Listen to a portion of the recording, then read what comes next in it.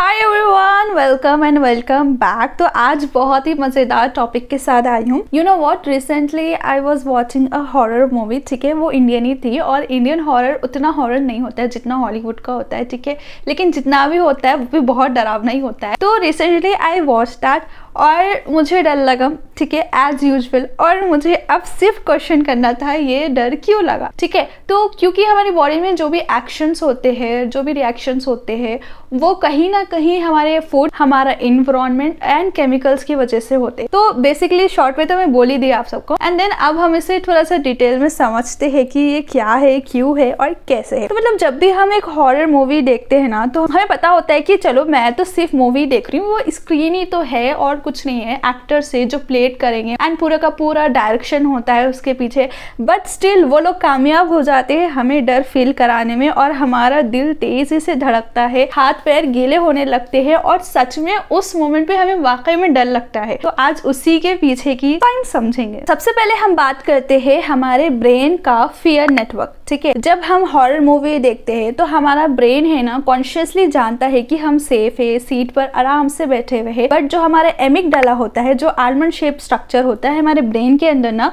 वो instantly activate हो जाता है। और हमारा एमिगडाला ना बेसिकली एक अलार्म होता है जो सिर्फ 12 to 120 मिली सेकेंड्स में एक्टिवेट हो जाता है और वो काफी है हमारे अंदर डर जगाने में। और इसी प्रोसेस को है नहीं दो पाथवेज कंट्रोल करते हैं। ठीक है, पहला है हमारा लो रोड, मतलब जो हमारा थैलेमस है वो सीधा हमारे एमिगडाला तक सिग्नल पहुंचा देता है कि बिना सोचे समझे, बिना विचार करे, अरे भाई रुक जा, पहले विचार कर ले, ये सिर्फ झूठ है बल्कि नहीं, लेकिन उसको थोड़ा सा भी डर महसूस होगा वो पहुंचा देगा। हाई रोड हमारा थोड़ा सा ना स्लो रूट होता है जिसमें हमारा जो कॉर्टेक्स होता है वो इन्वॉल्व होता है, जहां पर हम हमारे ब्रेन को डिटेल में प्रोसेस करते हैं। ठीक है, जहां पर वो सिचुएशंस को थोड़ा सा डिटेल में प्रोसेस करता है, इसीलिए हमें जंप स्केयर भी होता है। जंप स्केयर जैसो एक टर्म है जो हॉरर मूवीज में यूज किया जाता है। जब हम सडनली से ना तेज आवाज और फास्ट इमेज और अनएक्सपेक्टेड सीन करते, मतलब आपने देखा होगा ना कि हम देख रहे बड़े ध्यान से, एकदम सडन से हमारे मुंह के सामने एकदम डरावना फेस जाता है और हम गले ढक करके डर जाते,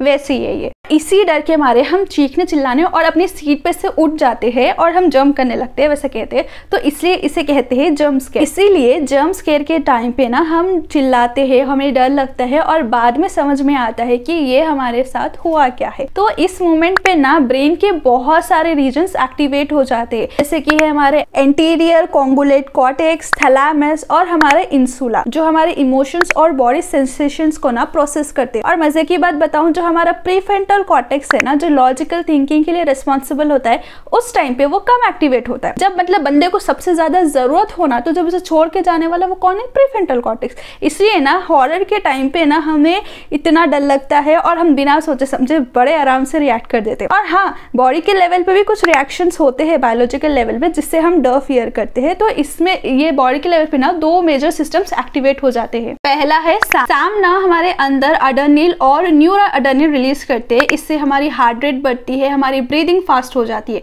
दूसरा है HPA एक्सेस, ये थोड़ा सा ना स्लो होता है बट लंबा चलता है। यहाँ पर हमारा कॉर्टिसोल रिलीज होता है जो हमारी बॉडी में ना प्रोलॉन्ग एक अलर्ट स्टेट में रखता है। और आपने ऑब्जर्व भी किया होगा कि हम कहीं ना कहीं अलर्ट में ही रहते हैं हर टाइम जब हम हॉरर मूवी देखते हैं, कि कहीं नीचे से कुछ ना आ जाए, ऊपर से कुछ ना आ जाए, है ना? कमेंट्स बताओ।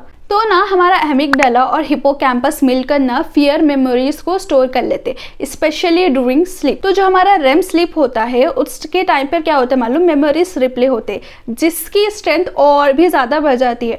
अगर आपका स्लीप डिस्टर्ब हो तो एमिगडाला और इंसुला का कनेक्शन स्ट्रॉन्ग हो जाता है, मतलब आप और ज्यादा एंशियस फील करते हो और हमारा प्रीफ्रंटल कॉर्टेक्स कम एक्टिवेट हो। इसीलिए ना हॉरर मूवी देखने के बाद हमें नाइटमेयर्स आते हैं, हमें थोड़ा सा डर लगता है। और एक फैसिनेटिंग एंगल ये भी है कि जो हमारा न्यूट्रिशन और फियर है ना, दोनों का आपस में कनेक्शन है। समझाती हूँ, सुनो। अगर बॉडी में ना विटामिन B6, B12 और विटामिन D, मैग्नीशियम और जिंक हमारे पास कम होना, तो हमारा ब्रेन है ना प्रॉपर सेरोटोनिन और गाबा रिलीज नहीं करता। गाबा जो हमारे स्लीप के लिए जरूरी होता है। ठीक है, तो इसका रिजल्ट ये होता है कि हमारा जो फियर है ना, फियर सर्किट हाइपर एक्टिव हो जाता है। रिजल्ट ये आता है कि फियर सर्किट ना जो हाइपर एक्टिव हो जाता है, तो कुछ लोगों को हॉरर सीन इतना इंटेंसली फील होता है, नॉट बिकॉज कि वो वीक है, बट बिकॉज उनके न्यूरोट्रांसमीटर्स अंडरफ्यूल्ड होते हैं। इसीलिए, है ना मजेदार?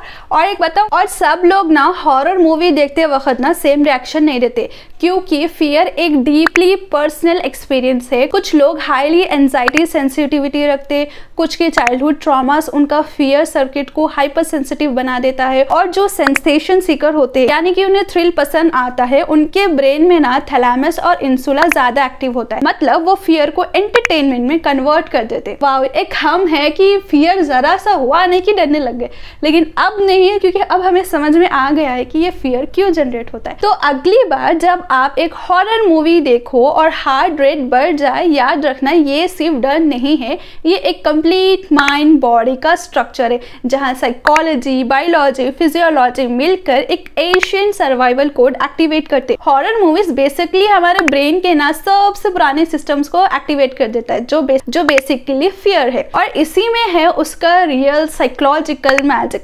मुझे बड़ा मजा आया ये सब जानकर। क्या आपको आया? कमेंट्स में बताना। अब अगर डर लगे तो कहना कि ओ भाई साहब, मैंने राबिया की वीडियो देखकर आई हूँ, अब मुझे डर नहीं लग सकता है। तो आपको ये वीडियो कैसे, कमेंट्स में बताना। मिलते हैं ऐसे ही मजेदार वीडियो के साथ। Bye bye.